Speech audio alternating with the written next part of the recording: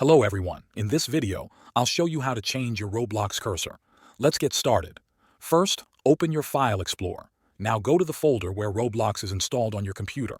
If you're like most people, it will be inside your user folder. Follow this path. C Drive, then Users, then your username, then App Data, Local, Roblox, then Versions. Inside the Versions folder, you'll see one or more folders with long names made of letters and numbers. Open the most recently updated one. Inside it, go to the folder named Content, then open the folder called Textures. Now open the folder named Cursors, and then open the one named Keyboard Mouse. Inside the Keyboard Mouse folder, look for two files, arrowcursor.png and arrowfarcursor.png. These are the ones we'll replace. Before we do anything, let's make a backup of the original files. Right-click both files and choose Copy. Then paste them into another folder, like your Documents or Desktop. This way, if something goes wrong, you can restore the originals at any time. Next, we need a custom cursor image.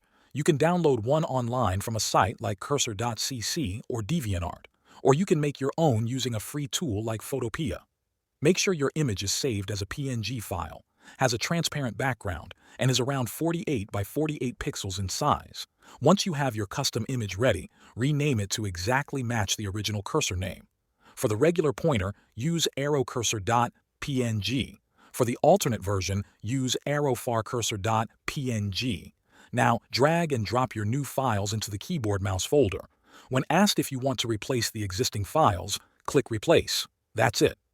You've now replaced the actual cursor files that Roblox uses during games. Open any Roblox game and your new custom cursor should appear. This time, it should stay in place and not reset after a few seconds. Keep in mind, if Roblox updates, it might install a new version folder and remove your changes. To make this easier next time, keep a copy of your custom cursor saved somewhere on your computer. Then, just repeat this process for the newest version folder.